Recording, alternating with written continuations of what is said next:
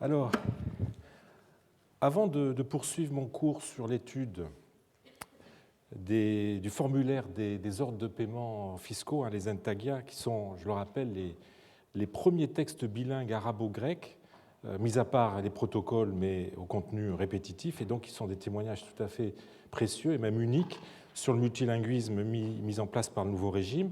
Avant de poursuivre l'étude de ce formulaire, je voudrais revenir sur le problème de l'erreur de nom dans le reçu d'Abdallah, dont je vous ai parlé la semaine dernière. Alors, vous vous souvenez que la version arabe parle d'un certain Istaphan, qui pourrait rendre le nom grec Stéphanos, alors que la version grecque évoque un certain Christophoros. Donc il y a une différence entre la version grecque et la version arabe. C'est en tout cas ce qui ressort de la dernière édition de ce texte par Adolphe Groman, From the World of Arabic Papyri, publié au Caire en 1952. Mais en fait, il s'agit d'une erreur du savant allemand, erreur qu'il n'avait pourtant pas commise dans la première édition qu'il avait faite de ce texte en 1932, où il lit correctement Istufur, c'est-à-dire en fait l'équivalent de Christophoros. Alors il est vrai que l'arabe, comme vous le savez, ne marquant pas la vocalisation, et les deux lettres Ra et Nun, sans les diacritiques qui ne sont pas notées à cette époque, peuvent se confondre. Et d'ailleurs, si vous regardez le papyrus, vous voyez que le nom est précisément très difficile à lire.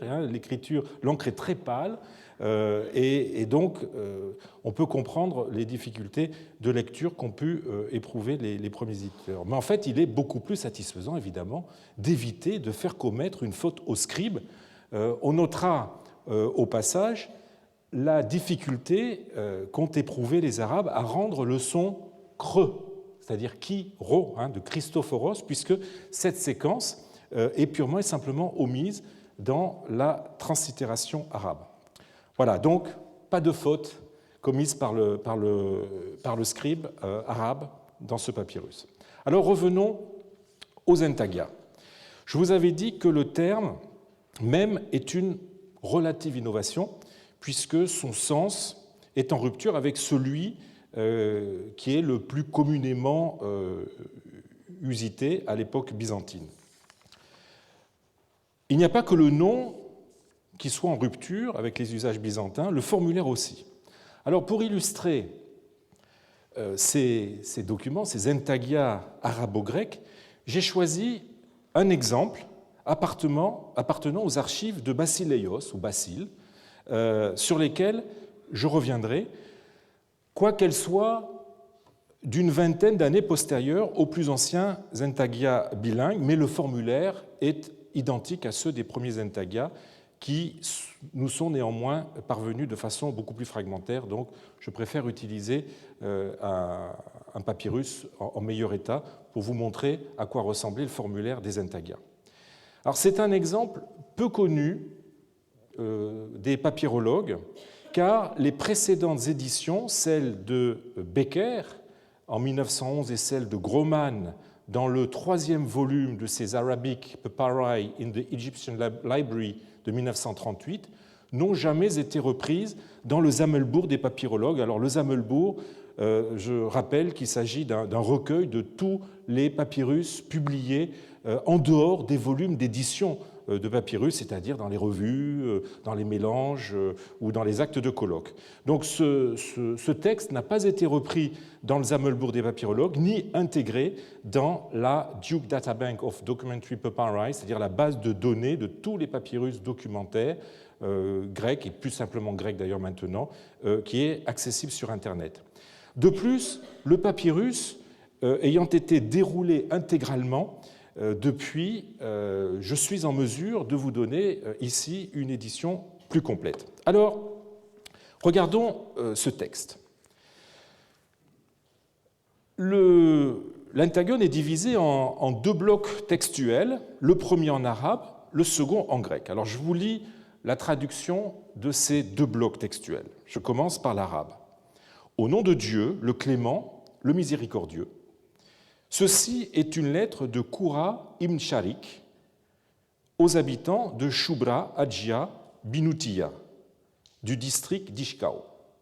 Il vous incombe, pour la capitation de l'année 88, l'Hégire, nous sommes donc en 706-707, 37 dinars de compte, et Rachid l'a écrit en Safar, nom arabe, de l'année 91.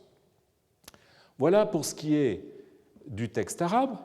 Passons maintenant à la deuxième partie, c'est-à-dire la partie grecque. Je vous lis la traduction. Au nom de Dieu, Korah, fils de Zérik, je suis la prononciation ou disons la façon dont les noms arabes ont été translittérés en grec. Donc, au nom de Dieu, Korah, fils de Zérik, gouverneur, à vous, les ressortissants de l'Époikion, l'Époikion, c'est une agglomération, une petite agglomération, un village, un hameau, de Saint-Pinoution, du village d'Aphrodito. Il vous incombe, pour les impôts de la 6e indiction, soit l'an 88 selon les Arabes, nous dit le texte, 37 solidi, c'est-à-dire des sous d'or, de compte, 37 seulement, écrits au mois de Thoth, nom de mois égyptien, de la 8e indiction. Donc vous voyez, texte écrit en deux blocs, arabe et grec. Dans un certain nombre de cas, l'une des deux parties n'est pas conservée. Nous avons un certain nombre d'intagia dont soit la partie arabe, soit la partie grecque n'a pas été préservée. Mais il semble bien qu'à partir des années 690, les intagias émis par le gouverneur ont été tous bilingues. Contrairement au reçu d'Abdallah que j'ai remontré au début, les intagias, donc ce texte de 643, dont on a vu que la partie arabe est un ajout postérieur, sous le texte grec, le texte premier dans ces intagias est en arabe, immédiatement suivi du texte en grec. Cet ordre est évidemment très symbolique, puisqu'en établissant une hiérarchie visuelle, il affirme la suprématie de la langue des conquérants. Contrairement aussi au reçu d'Abdallah, on a affaire à deux parties qui sont de contenu à peu près identiques. Vous vous souvenez qu'il y avait de grosses différences dans le reçu d'Abdallah, puisque l'un était un vrai reçu et l'autre, je vous avais dit, était probablement une espèce de procès-verbal. Alors certes, il y a dans les intagias quelques variations entre les deux parties, mais elles sont très marginales. Ainsi, dans l'introduction du texte, ce qu'on appelle un prescrit, en arabe, il est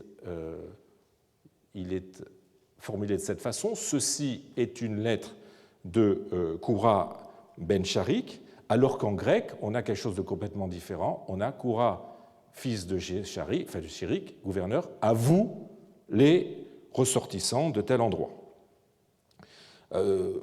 La date, par ailleurs, est donnée uniquement par l'année hégirienne en arabe, alors que dans le texte grec, elle est donnée non seulement en année hégirienne, 88 selon les Arabes, mais aussi selon le calendrier égyptien, ou gréco-égyptien.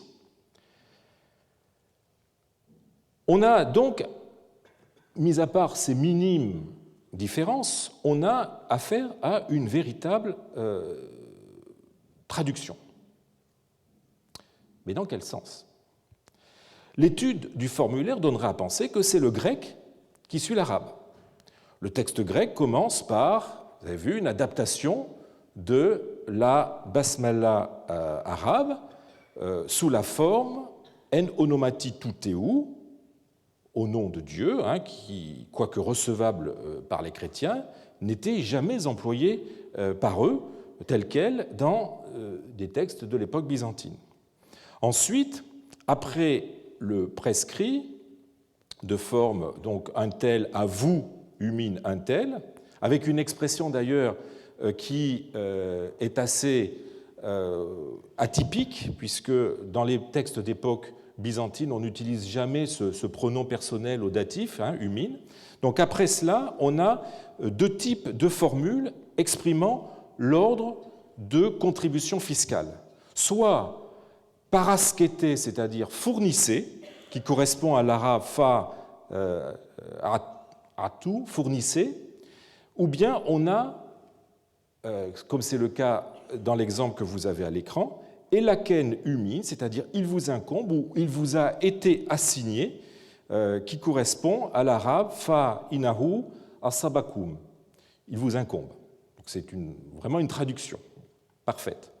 Et ces deux verbes moteurs, paraskete ou elaken humine, sont suivis tous les deux par uper ou logo, qui introduit le titre fiscal, le type d'impôt qu'on doit payer, et ensuite, évidemment, le contenu de la contribution exigée. Ici, il est question de 37 sous d'or, ou 37 dinars dans la version arabe. Or, si le verbe banal, parasko, fournir, était utilisé dans les documents de l'époque byzantine, le verbe lankano, qui veut dire échoir, est une nouveauté. Auparavant, on pouvait le rencontrer dans des testaments, par exemple, où il exprimait quelque chose de complètement différent, c'est-à-dire la part qui revenait à tel héritier à la suite de la décision du testateur. Mais jamais le terme n'était utilisé pour désigner les impôts qu'un contribuable ou qu'un ensemble de contribuables devait payer.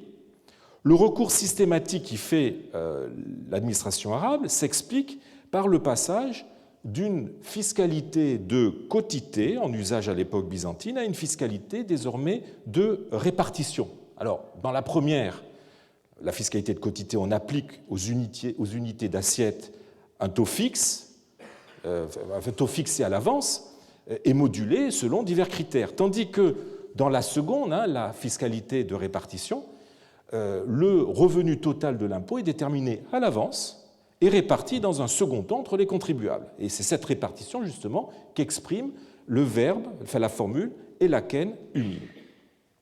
Alors, enfin, le contenu du document est résumé en grec dans la marge du document avec le nom de l'unité fiscale assignée et le montant, vous l'avez ici, c'est à cet endroit-là, donc avec le montant de la contribution, et en bas, sous la forme d'un total qui était roulé et scellé d'un sceau.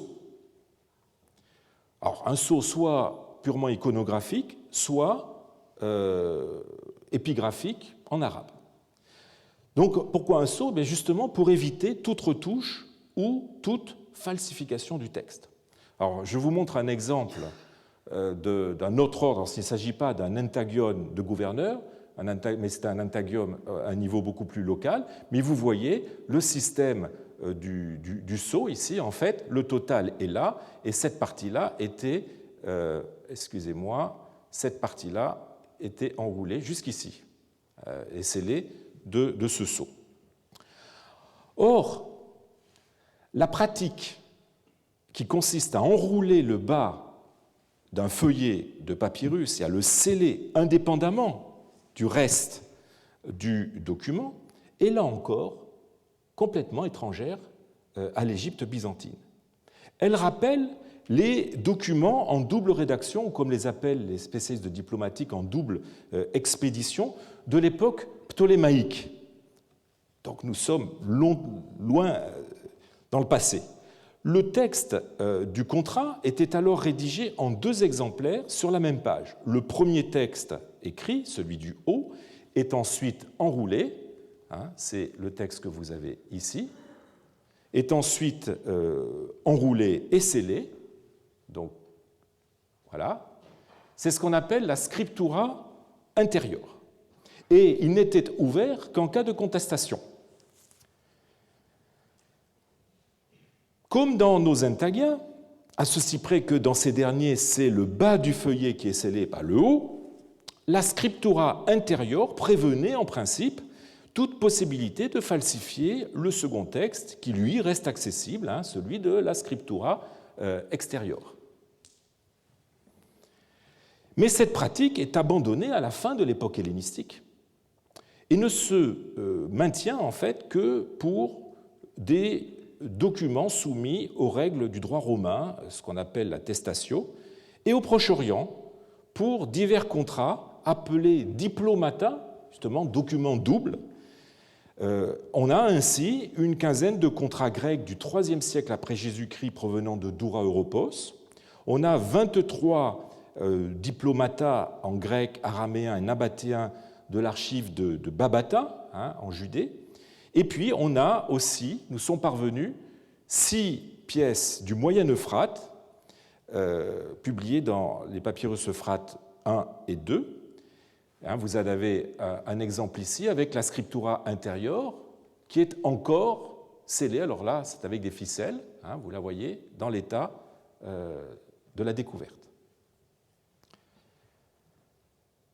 Il est tentant, là encore, de conclure que l'usage de sceller le bas des intaglias, comme d'ailleurs plus généralement l'utilisation très intensive qu'ont fait les arabo-musulmans du sceau, on l'a vu avec ces documents qu'on appelle des sigillia, qui veut dire sceau en latin, il est tentant de conclure que cet usage a été repris par les arabo-musulmans aux provinces orientales qu'ils avaient conquises avant d'arriver en Égypte.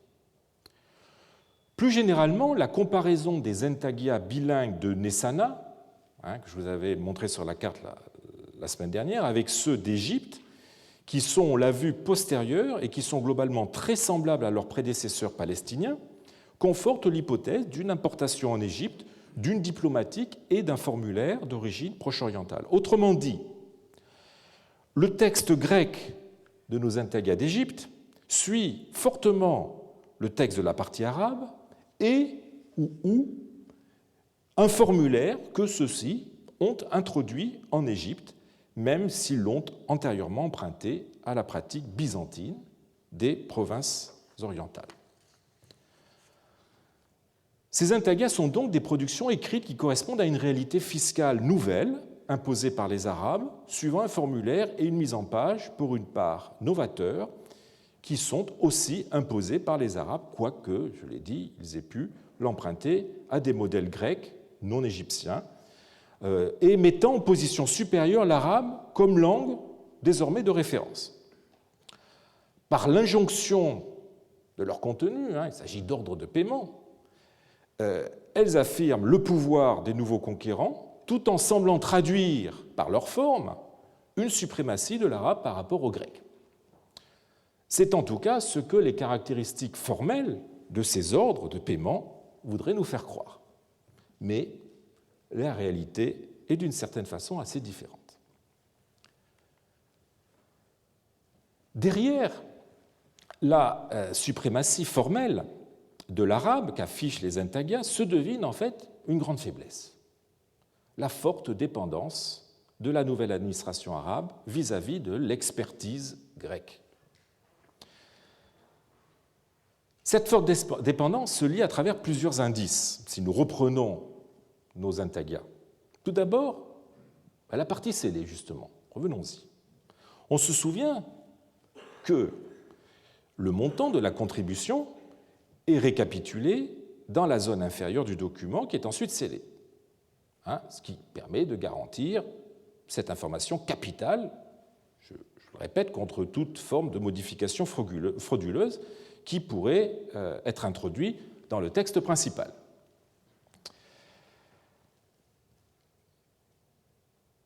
Cette partie du document sert donc, on peut dire, de référence en cas de contestation. Or, elle est écrite dans les intaglias d'Égypte en grec et non en arabe. Et ce, d'ailleurs, contrairement aux intaglias de Nessana, où l'on trouve les récapitulations scellées dans les deux langues. Vous l'avez ici, en grec. Là, il s'agit de maudits de blé et de setiers d'huile, 70, et vous l'avez aussi en arabe, sabaïn, donc 70, muid ou mauduit de blé. Là, il y a une faute. Et de même, en 70, et la même chose en huile. Je vous montre d'ailleurs cette photo parce qu'elle vous permet de voir, même si la photo n'est pas complète, comment se présentait la scriptura intérieure, la partie scellée, avant le déroulement du papyrus. Donc revenons à nos intagas égyptiens. Là, la récapitulation scellée est uniquement en grec. C'est un détail dont on n'a pas tiré toutes les conséquences par le passé et qui montre que si l'arabe est la langue première, dans le sens spatial du terme, c'est le grec qui prime en tant qu'il sert de référence. Alors le second indice réside dans un petit détail, mais c'est toujours dans les détails que se nichent les problèmes, dans la différence de date de rédaction entre la partie arabe et la partie grecque. Je vous remets le texte. Vous avez vu que chacune des parties se termine par une date. Dans l'exemple que j'ai choisi, eh bien, vous avez le texte arabe est daté du mois de Safar de l'année 91, soit, si l'on convertit le calendrier lunaire dans notre calendrier, ça donne le 9 décembre 709, entre le 9 décembre 709 et le 7 janvier 710. Alors que le texte grec, lui, est daté du mois de Thoth, de la 8e indiction, c'est-à-dire entre le 29 août et le 27 septembre 709. Autrement dit, le texte grec a été rédigé environ 3 mois et demi avant le texte arabe. On observe un décalage dans le même sens dans d'autres intagias trouvés à Aphrodito, qui est le corpus le plus volumineux d'intagias bilingues dont nous disposions. Alors Lionel Casson, en 1938, avait proposé de mettre ce décalage sur le compte d'une confusion de la part du scribe grec ayant cherché à convertir la date écrite en arabe confusion donc entre le calendrier lunaire des Arabes et le calendrier solaire des Gréco-Égyptiens. Mais l'explication ne tient pas. On ne comprend pas qu'ils aient fait ce type d'erreur puisqu'il s'agit en fait de la date de rédaction qui ne nécessitait pas une conversion. Aussi, comme le propose avec beaucoup plus de vraisemblance Hélène Cadet dans un article qu'elle a publié en 1967 dans les recherches de papyrologie, le décalage pourrait plutôt suggérer l'existence d'une double administration et correspondre au retard de transmission des documents entre un bureau grec et un bureau arabe de la chancellerie de Fustat. Cela suggère que les intagias étaient d'abord rédigés dans le service grec de l'administration centrale avant d'être transmis à un service arabophone qui en assurait la traduction. Il semble que les deux versions aient été ensuite recopiées sur un feuillet de papyrus, l'une au-dessus de l'autre, comme le prouve l'intagione que vous avez à l'écran, notre intagione d'Aphrodito. Le texte grec, quoique d'une date antérieure, a bien été écrit après le texte arabe, puisque la première ligne, comme vous le voyez, suit immédiatement la fin du texte arabe, ce qui n'aurait pas été possible si l'arabe avait été écrit en second. Les originaux donc devaient être archivés à Fustat, alors que la copie avec le texte arabe suivi du texte grec était envoyée au duc ou au pagarque. Ainsi, le texte grec, qui apparaissait de prime abord comme la traduction du texte arabe, était bien en fait le texte premier établi dans les services hellénophones de l'administration centrale, même si, je le répète, ceci, on peut suivre des directives imposées par les Arabes, notamment en matière de diplomatie, comme nous l'avons vu. Ce sont donc les Grecs qui tenaient le diwan. Alors je rappelle que le diwan désigne un registre et puis par métonymie le bureau qui gère le registre, qui a donné, par une série d'évolutions à partir du mot désignant le Conseil ottoman, notre mot français divan. Il y avait principalement le Diwan el-Jund, le premier à avoir été créé, qui recensait le peuple de Médine, les forces qui avaient participé aux conquêtes et ceux qui avaient émigré pour rejoindre les garnisons provinciales avec leurs familles. Et il y avait le Diwan el-Kharaj, qui prit sous les Omeyyades une importance centrale, qui recensait les impositions et les levées fiscales. Selon la Vulgate, qui s'appuie sur les historiens arabes anciens, le bureau des affaires militaires, le Diwan el-Jund, aurait été géré en arabe dès le début de la conquête, alors que, comme vous vous en souvenez, le bureau des affaires fiscales, le Diwan el-Kharaj, aurait été arabisé sous le calife Abdelmalik ibn Marwan, donc 685-705. Les papyrus en général, et nos intaglias en particulier, montrent que cette arabisation est à relativiser très fortement, puisqu'encore au début du 7e siècle, la date de l'intagone que je vous ai montrée, la date des intaglias de Koura ben Sharik, provenant des archives de Basileios, eh bien, les fonctionnaires hellénophones avaient la main par rapport aux fonctionnaires arabophones. Certaines sources littéraires confirment qu'il ne faut pas prendre au pied de la lettre le schéma trop linéaire et simpliste d'un califat qui s'arabise brutalement à la fin du 7e siècle sous le réformateur Abdelmalik.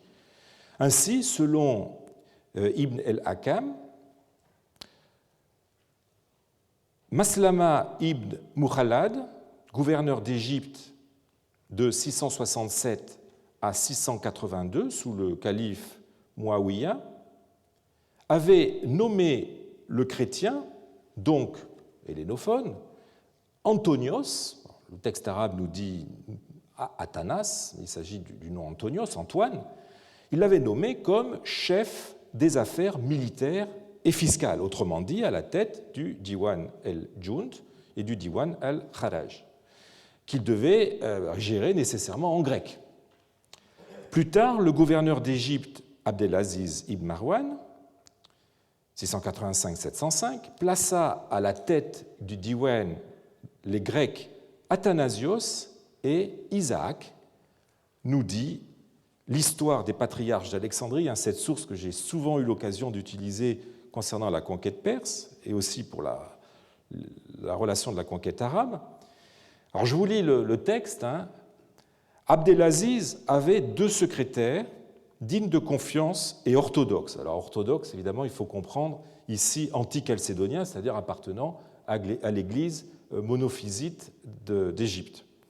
Donc 2 secrétaires dignes de confiance et orthodoxes qu'il plaça à la tête de tout le pays de l'Égypte, de Mariout, Malakia et Pentapolis, qui est en Libye, qui est la Libye.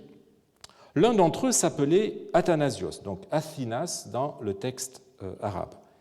Et il avait 3 fils et était originaire d'Édesse, au pays de Syrie.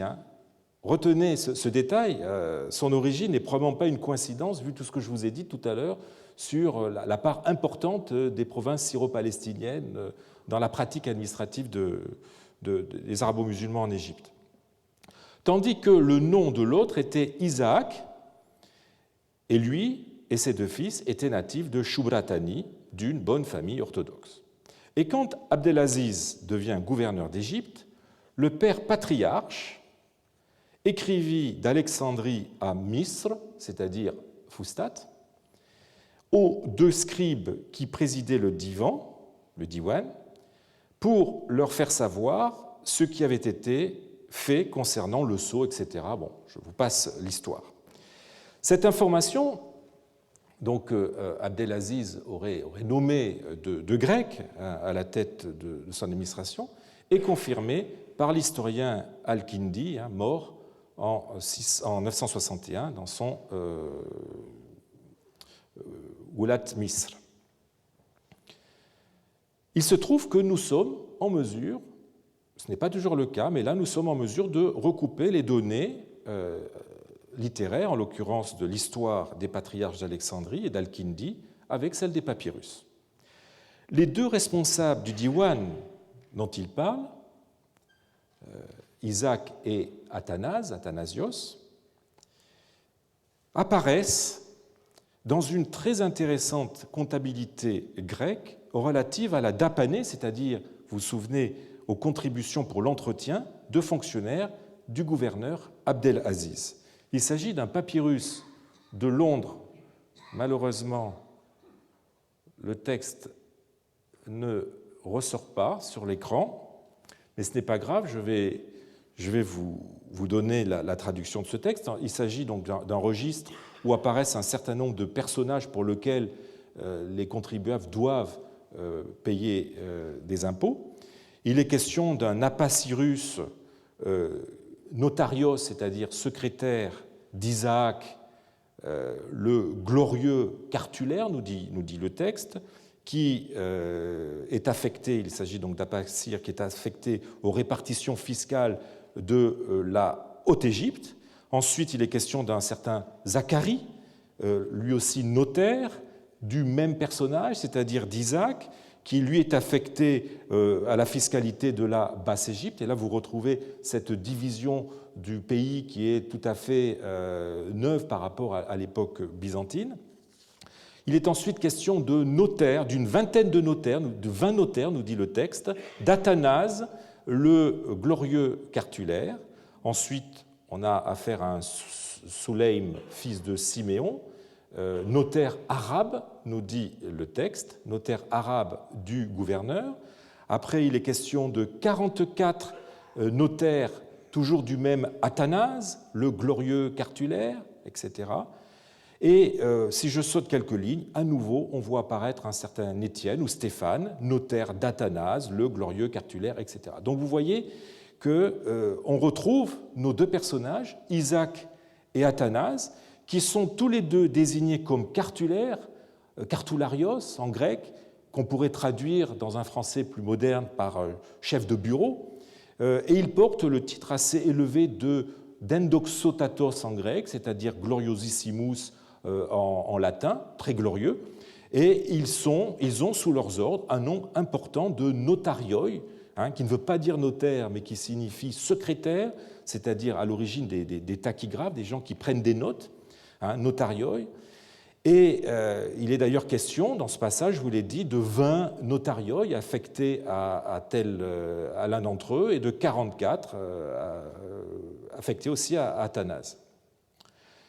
L'administration, entre 685 et 705, puisque ce texte date du gouverneur Abdelaziz, était donc bien sous la direction des hellénophones. Ils étaient aidés par des secrétaires de langue arabe que les papyrus d'Aphrodito mentionnent à plusieurs reprises dans les registres fiscaux, avec l'expression arabikoi notarioi, par opposition au graikoi notarioi, notaire grec.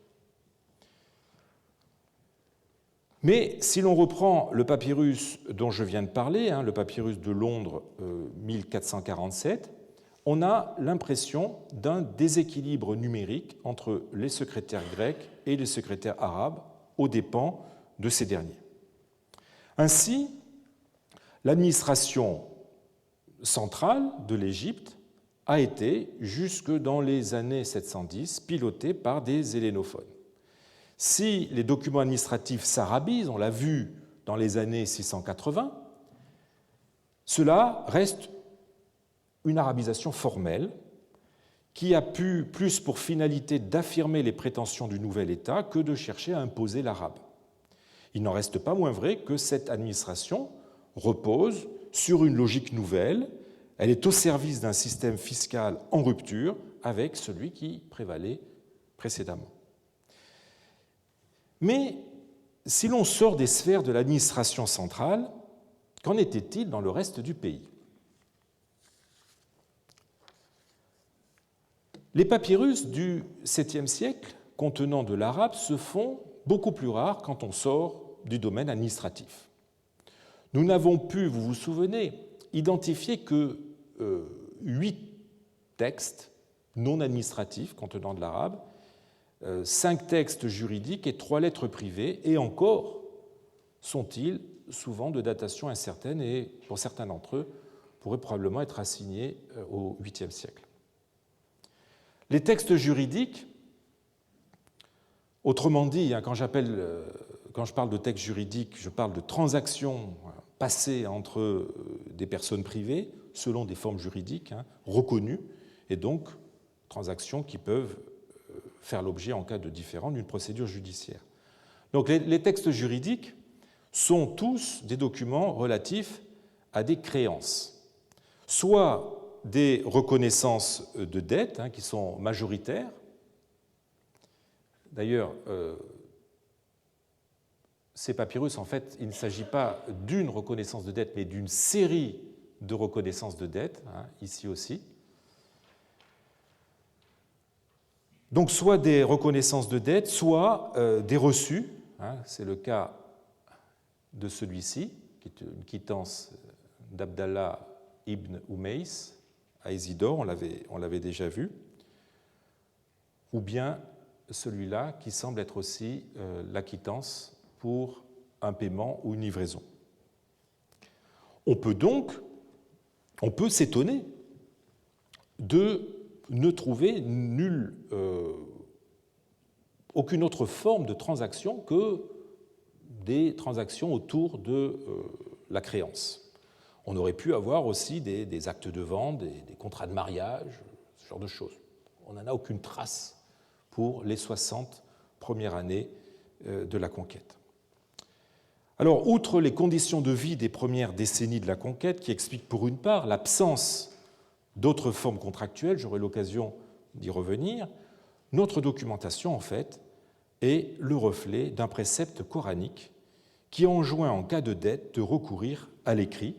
Et je vous montre le texte, il s'agit de la sourate 2, Al-Baqarah, la vache, le verset 282, que je vous lis dans la traduction du Coran de Denise Masson. Ô vous qui croyez, écrivez la dette que vous contractez et qui est payable à une échéance déterminée. Qu'un écrivain choisi par vous l'écrive honnêtement, qu'aucun écrivain ne refuse de l'écrire comme Dieu le lui a enseigné, qu'il écrive ce que le débiteur dicte, qu'il craigne son Seigneur, qu'il ne retranche rien de la dette. Si le débiteur est fou ou débile, s'il ne peut dicter lui-même, que son représentant dicte honnêtement. Demandez le témoignage de 2 témoins parmi vos hommes. Si vous ne trouvez pas 2 hommes, choisissez un homme et 2 femmes parmi ceux que vous agréez comme témoins. Si l'une des 2 femmes se trompe, l'autre lui rappellera ce qu'elle aura oublié. Que les témoins ne se dérobent pas lorsqu'ils sont appelés à témoigner. N'hésitez pas, il recommence, il insiste à nouveau, n'hésitez pas à écrire cette dette, petite ou grande, en fixant son échéance. Voilà ce qui est plus juste devant Dieu, ce qui donne plus de valeur au témoignage et ce qui est le plus apte à vous ôter toute espèce de doute, à moins qu'il ne s'agisse d'un marché que vous concluez immédiatement entre vous. Il n'y a pas alors, dans ce cas-là, il n'y a pas alors de faute à vous reprocher si vous ne l'inscrivez pas. Appelez des témoins lorsque vous vous livrez à des transactions. N'exercez de violence ni sur l'écrivain ni sur le témoin. Si vous le faisiez, vous montreriez votre perversité. Craignez Dieu, Dieu vous instruit, Dieu connaît toutes choses. Donc, vous voyez, ce précepte dit bien qu'en matière de créance, il ne faut pas hésiter à avoir recours à l'écrit. Aussi, les fidèles avaient-ils pris coutume de confier à l'écriture, comme nous le dit Youssef Rahib dans les Annales islamologiques de 2007, avait pris l'habitude, la coutume de confier à l'écriture les dettes contractées alors qu'il négligeait de le faire pour les autres actes du quotidien, même d'importance, qui, eux, restaient oraux. Ils laissaient aux témoins, comme vous le voyez avec le texte de cette sourate, le soin d'en attester l'existence. Quant aux lettres privées, un des genres, je le rappelle, le plus prolifique, un des genres documentaires le plus prolifique en grec et en copte, on peut être a priori surpris de n'en avoir que 3 en arabe, que je vous rappelle à l'écran. Et encore, l'une pourrait tout aussi bien être du 8e siècle. C'est le cas de la dernière. Plutôt, c'est le cas de la seconde. Ce sont, semble-t-il, toutes des lettres à caractère commercial. C'est assurément le cas de celle-là, la première, publiée par Werner Dimm, et aussi celle publiée par Youssef Rahib, où il est question, vous vous souvenez, j'avais montré une photo de cette lettre qui était écrite sur un parchemin à l'origine provenant d'un manuscrit de l'Exode en latin, où il est question de l'achat d'articles. Autrement dit, plutôt, il est question de la vente d'outres de vin cuit. Autrement dit, nous n'avons pas affaire à des lettres, disons, familiales, mais des lettres professionnelles qui nous présentent des arabo-musulmans dans leurs activités commerciales. Ainsi, je dirais, la sphère purement privée se dérobe, et même dans ces documents de l'intime que sont les lettres privées, c'est la face sociale, la face publique des arabo-musulmans qui transparaît seule. Alors qu'ils soient juridiques ou épistolaires, ces textes de nature privée sont non seulement peu nombreux, je le répète, mais aussi, je l'ai déjà souligné, monolingues. Contrairement aux textes administratifs, ils sont écrits exclusivement en arabe. Cela tient au fait qu'ils semblent, pour autant que leur état nous permet d'en juger, ne concerner que des arabo-musulmans, à l'exception, vous vous souvenez, de la quittance arabe adressée par Abdallah ibn Umays à Isidore et sa femme, et dans ce cas, justement, une courte annotation grecque a été ajoutée en haut du document, probablement à l'attention d'Isidore, qui était de langue grecque. En bref, ces textes témoignent d'une pratique de l'arabe qui se cantonne à des cercles exclusivement arabo-musulmans. L'arabisation n'a pas encore pénétré la société égyptienne et les arabo-musulmans sont encore peu visibles dans le pays, étant confinés dans la nouvelle capitale, Fustat, ou dans des villes de garnison. On saisit là une différence fondamentale avec la conquête gréco-macédonienne d'Alexandre, 1000 ans auparavant. Les soldats s'étaient vite répandus dans la Kora, le pays attributaire de l'eau de terre qu'on appelle des cléroïs, qui les fixait à la campagne, les amenait à participer à la vie agricole du pays et ainsi à contribuer à la mixité sociale qui est le vecteur numéro 1 de l'hellénisation. Ce n'est pas le cas avec les premières générations arabo-musulmanes et probablement à la suite d'une décision que le calife Oumar Ier aurait prise dès l'an 20 de l'Hégire, en 640-641, de ne pas accorder aux soldats, et cela concerne les soldats qui sont en Palestine, des lots de terre, mais de les rendre bénéficiaires d'impôts en numéraire, ata, ou en nature, risque. C'était une façon non seulement de ne pas se mettre à dos la population, mais aussi de maintenir les arabo-musulmans dans un rôle militaire indispensable pour assurer les acquis de la conquête et poursuivre cette conquête ailleurs, en préservant l'esprit de la culture arabe de toute assimilation qui l'aurait altérée. Selon les termes mêmes d'Oumar, je cite, « Dieu a placé la subsistance de cette communauté dans le fer des lances.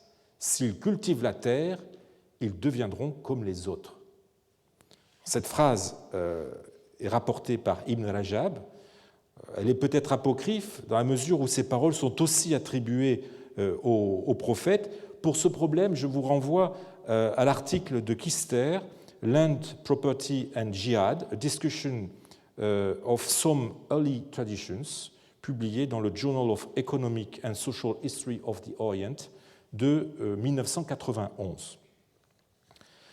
Il semble aussi, si l'on en croit Ibn Abd al-Hakam, mort en 871, que les traités que les conquérants ont signés avec les Égyptiens leur aient interdit d'effectuer des confiscations de terres, seule façon pour mettre massivement les nouveaux conquérants à la tête de domaines.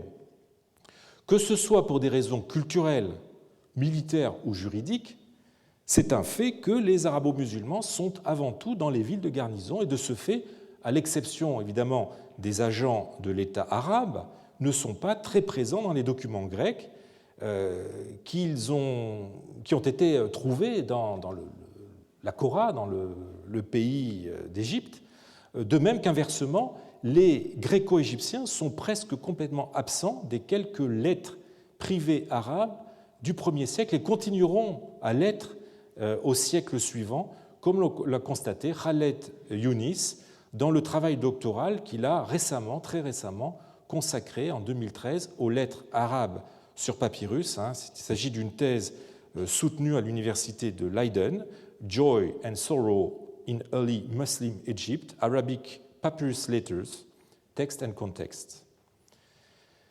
De ce point de vue, la documentation arabe, comme la documentation grecque, est assez semblable à ce que nous avions constaté, vous vous souvenez, pour l'époque sassanide.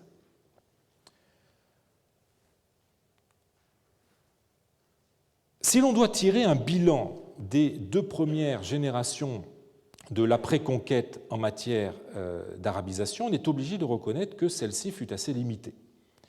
Peu de documents arabes ou arabo-grecs nous sont parvenus pour les 60 premières années du régime arabo-musulman en Égypte. Cette paucité tient d'abord à ce que la population arabophone, avant tout des militaires qui pouvaient être aussi accompagnés de leur famille, reste cantonnée dans certains centres urbains ou militaires pour lesquels nous n'avons pas de documentation et n'a pas cherché, ou plus exactement n'a pas été autorisée à se répandre dans le pays et à s'installer dans les campagnes. Cette absence de brassage se traduit par une absence de l'autre dans la documentation arabe d'un côté, où les gréco-égyptiens n'apparaissent pas, et dans celle de langue grecque ou copte, où les arabo-musulmans se font très, très discrets. Mais l'autre raison du petit nombre de textes arabes est due à la politique linguistique des nouveaux arrivants. S'ils ont réformé certaines institutions, ils n'ont pas cherché à y imposer l'arabe et se sont appuyés sur le grec et sur une élite d'hellénophones qui a continué à gérer les affaires publiques. Les services centraux reposaient encore largement, je vous l'ai dit, sur l'expertise grecque, tandis que les hauts fonctionnaires locaux étaient toujours des gréco-égyptiens. Dans les décennies qui ont suivi la conquête, les arabo-musulmans considéraient donc le grec comme un compromis acceptable, pour reprendre l'expression de Federico Morelli. Il faut attendre 693-694, sous le gouvernorat d'Abdelaziz ibn Marwan, pour que l'arabe fasse son apparition dans les textes administratifs, et ce, avant la date de l'arabisation de l'administration égyptienne, qui, selon les sources littéraires, aurait été l'œuvre du successeur d'Abdelaziz, c'est-à-dire Abdallah ibn Abdelmalik. Mais l'arabe y est pour l'instant toujours accompagné d'une version grecque. Si cette dernière semble avoir été première dans l'élaboration des documents, du fait d'une administration centrale encore très fortement grecque, elle n'en est pas moins précédée de la version arabe qui, malgré son manque total de fonctionnalité dans le processus fiscal, puisque les instances locales ne la comprennent pas, est dotée d'une valeur symbolique. L'occupant entend montrer par là que le régime est arabe. Mais on est encore bien loin d'une politique d'arabisation agressive, contrairement à ce que les récits des chroniqueurs arabes pourraient nous le laisser croire. On notera par exemple, dans les documents bilingues de cette période et du siècle suivant, on notera l'atténuation des formules islamiques dans la traduction grecque des invocations initiales. La basmala, qui est systématique dans les textes arabes, la basmala, au nom de Dieu le clément, le miséricordieux, est réduite à une formule beaucoup plus neutre en grec, qui est au nom de Dieu, en onomati tou théou, qui est tout à fait acceptable pour un chrétien. De même, on renonce à traduire la shahada ou profession de foi islamique. Il n'y a de Dieu qu'Allah et Mohammed, Mahomet est son messager. Ce qui pourrait dénoter une volonté de ne pas froisser, ou de ne pas vouloir, de ne pas froisser ni l'orgueil, de ne froisser ni l'orgueil linguistique des Gréco-égyptiens, ni les convictions religieuses du pays conquis. Cette politique très ouverte des arabo-musulmans à l'égard du grec tient avant tout du pragmatisme. Être compréhensible et ne pas contrer les habitudes linguistiques des populations. Ce pragmatisme, d'ailleurs, est revendiqué clairement dans une directive de 698 ou de 713, là encore on n'a pas de date absolue,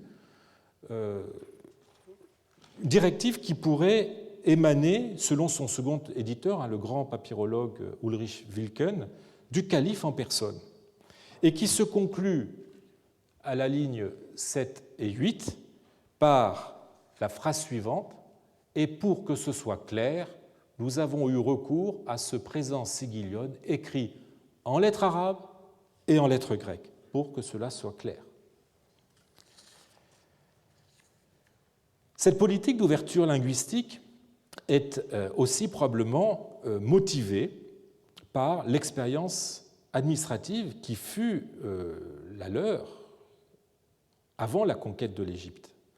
La conquête des provinces syro-palestiniennes, les ayant confrontés assez vite aux Grecs, à la bureaucratie de langue grecque, la bureaucratie hellénophone, dont ils se sont accommodés et auxquels ils se sont accoutumés, eh bien, ils auraient décidé, une fois arrivés en Égypte, de maintenir cette langue qui leur était familière, d'autant que l'autre langue locale, le copte, leur était, elle, totalement inconnue.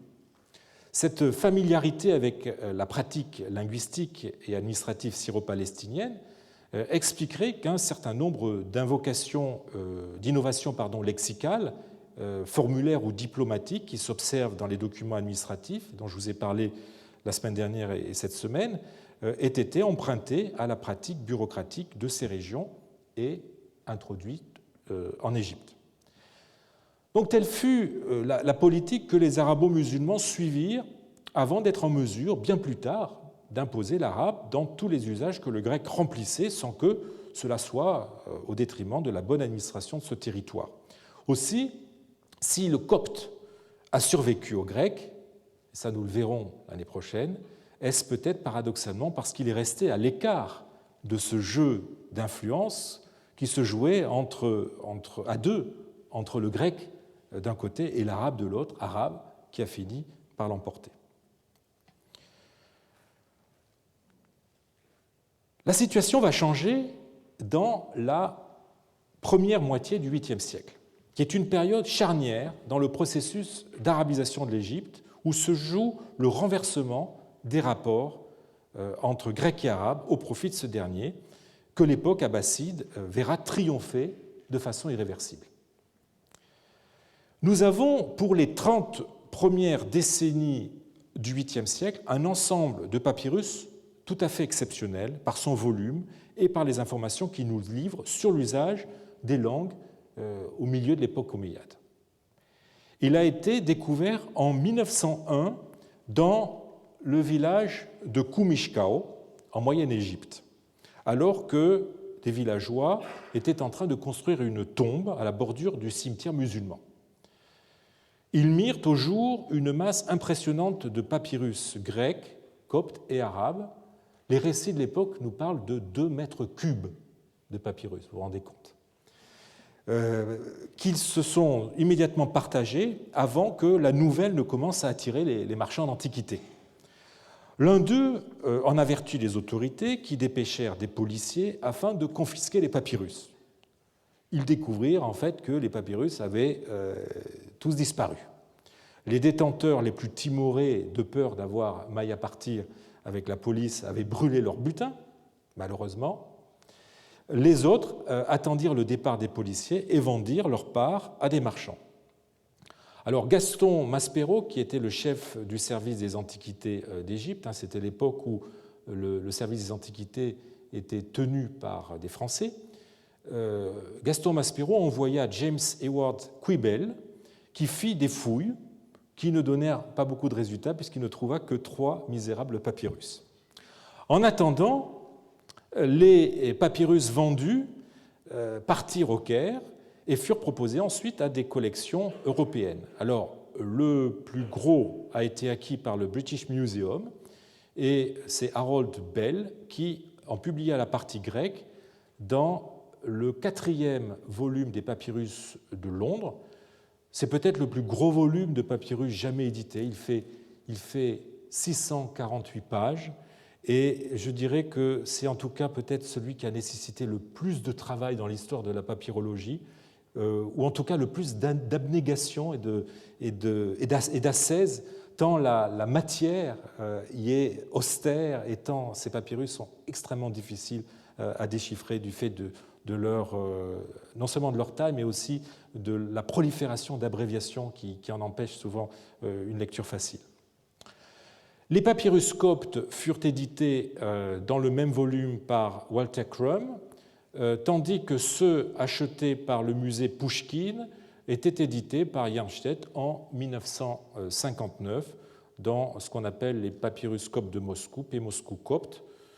Les papyrus arabes furent acquis par diverses collections et publiés entre autres par quelqu'un dont je vous ai déjà parlé, Karl Heinrich Becker, notamment donc dans les papyrus Short-Reinhardt, le premier volume, que nous autres papyrologues nous appelons les papyrus, les P. Heidelberg arabes, et puis aussi par Nabia Abbott dans The Qurra Papyri from Aphrodito in the Oriental Institute, publié à Chicago en 1938, plus communément appelé P. Qurra. Tous ces papyrus constituent les archives de Basileios, Basile, qui fut pagarque. Alors en grec, le terme qui est utilisé en règle générale, c'est dioiketes, beaucoup plus rarement pagarkos, mais par commodité, je continuerai à l'appeler pagarque. En arabe, le terme c'est sahib al-Qura, donc préposé du district. Et donc Basile était pagarque d'Aphrodito, que vous avez vu tout à l'heure sur la carte. Alors, il s'agit donc des archives de Basileios d'Aphrodito, pagarque d'Aphrodito, quoique ces archives soient aussi connues sous l'appellation impropre de papyrus de Qurra ben Sharik, du nom du gouverneur en fonction de 709 à 714, sous lequel le noyau le plus important de ces archives a été rédigé et qui est lui-même l'auteur d'un certain nombre de textes dont le pagarque Basileios était le destinataire. Mais en fait, il vaut mieux renoncer à cette appellation de papyrus de Qurra ben Sharik. Il s'agit bien des archives de Basileios, pagarque d'Aphrodito, ou Dioiketes, diocète d'Aphrodito. Ce sont les plus grosses archives identifiées pour le 8e siècle.